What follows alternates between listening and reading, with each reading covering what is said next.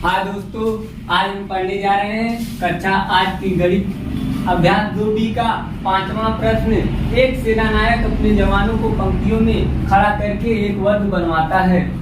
बाद में उसे ज्ञात होता है कि 60 जवान शेष रह जाते हैं। यदि उसके पास कुल 8160 जवान थे तो बताइए कि प्रत्येक पंक्ति में सेनानायक ने कितने जवान खड़े किए थे।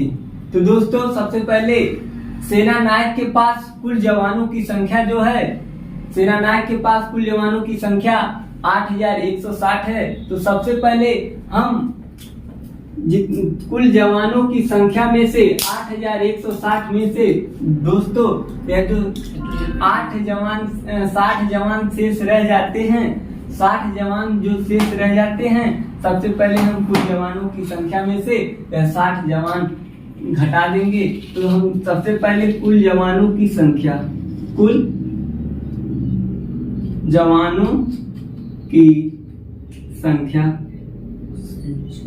जवानों की संख्या दिया है 8160।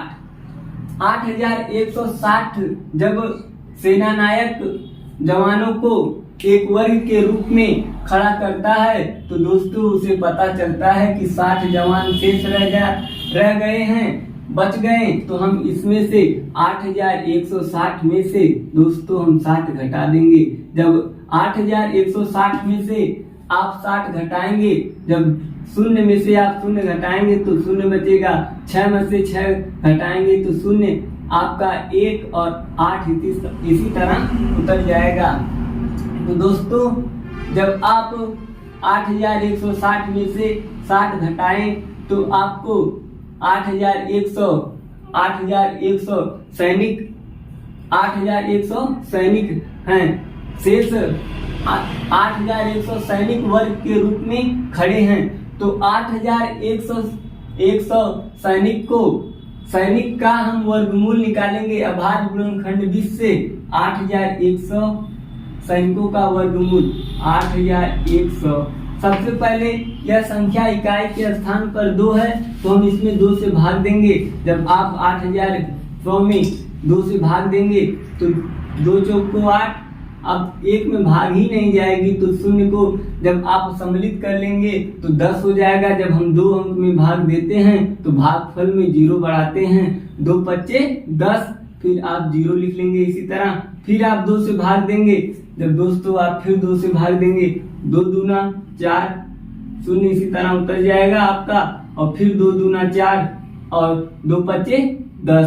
फिर आप इकाई के स्थान पर अब 5 आ गया। जब इकाई के स्थान पर 5 है तो यह संख्या केवल 5 से ही कटेगी। हम इसमें 5 से जब भाग देंगे तो 5 चौक को 20, 5 चौक को 20।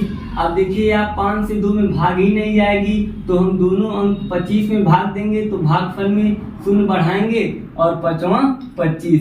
फिर आप दोस्तों 40 में भाग देंगे, 5 8 40 और 5 1 9 5। फिर आप दोस्तों इकाई के स्थान पर अब 1 आ गया तो यह संख्या जो इकाई के स्थान पर 1 है तो हम 8 और 1 यह 3 से कटेगी। हम इसमें 3 से भाग देंगे, 3 से भाग देंगे इकाई के स्थान पर, 1 से नहीं, मतलब अंकों का योग आपका 9 हो रहा है। जब अंकों का योग 9 हो तो वह संख्या जो है 3 का गुणज है 9, इसलिए इसमें हम 3 से भाग देंगे तो 81 3 से कट जाएगी। अब हम 3 से जब इसमें आप भाग देंगे तो 2 के 3 के 3, 3 दूना 6, 3 सत्ते 21। फिर आप 3 से भाग देंगे, 3 त्रिका 9 त्रिक 27। फिर आप 3 से भाग देंगे, 3 त्रिका 9, फिर आप 3 से भाग देंगे तो 3 1 9 3।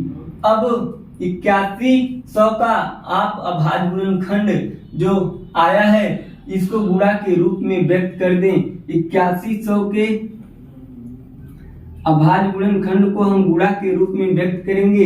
देखिए दोस्तों, 2 गुणे 2, 5 गुणे 5 गुणे 3 गुणे 3 गुणे 3 गुणे 3।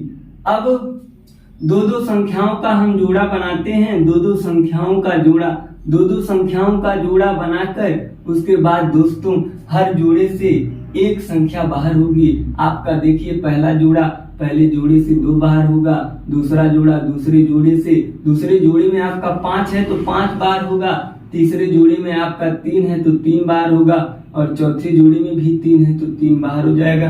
दोस्तों हम गुणा करेंगे, अब इन सबका गुणा कर देंगे। 5 दूना 10, 10 तिहाई 30, 30 तिहाई 90। आपका 90 जो पंक्ति में, एक पंक्ति में, प्रत्येक पंक्ति में जवानों की संख्या 90 होगी। हम लिख देंगे दोस्तों, प्रत्येक पंक्ति में जवानों की संख्या 90 है।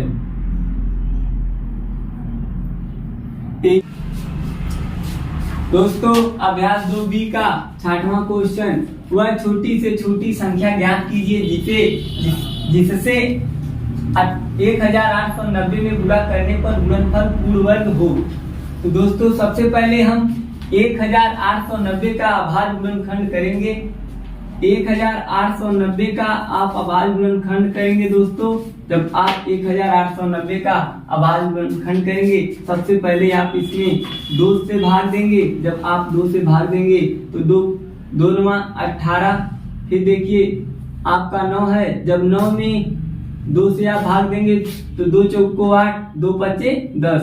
अब इकाई के स्थान पर 5 है तो इसमें केवल 5 से ही भाग जाएगी। हम इसमें 5 से भाग देंगे तो 5 एकम 5, 5 एकम 5, आपका 4 जो बच रहा है 4 के पास जाएगा 44 हो जाएगा, और 5 8 40, फिर आपका 4 बचा और फिर आपका हो जाएगा 5 के पास जाकर 45 और 5 9 45। अब देखिए दोस्तों यह 189 आपका आ गया भाग देने पर 5 से। अब 189 में हम 3 से भाग देंगे, 3 से भाग देंगे तो 3 छक 18 और 3 त्रिका 9। फिर आप इसमें 3 से भाग देंगे तो 3 दूना 6, 3 एकम 3। आप फिर इसमें 3 से भाग देंगे तो 3 सत्ते 21। आप फिर इसमें 3 से भाग देंगे तो 7 एकम 7। आप इसमें फिर 7 से भाग देंगे तो 7 एकम 7। तो दोस्तों 1890 का आप अभाज्य गुणनखंड कर दिए हैं। इस 1890 के अभाज्य गुणनखंड को हम गुणा के रूप में व्यक्त करेंगे। तो 2 गुणे 5 गुणे 3 गुणे 3 गुणे 3 गुणे 7। दोस्तों इसमें हम अभाज्य गुणनखंड में हमको यह देखना है कि किस किस संख्या का जोड़ा बन रहा है।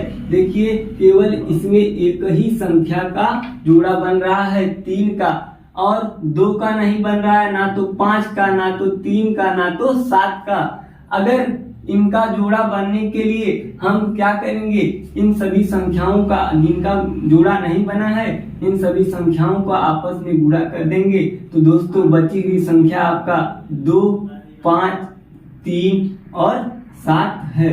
तो 5 दूना 10 और 10 तिहाई 30, और 30 में जब आप 7 से गुणा करेंगे तो 30 सत्ते 210, 210 आपका जो यही 210 आपका आंसर होगा। तो दोस्तों हम लिखेंगे क्या, अतः 1890 में 210 से गुणा करने पर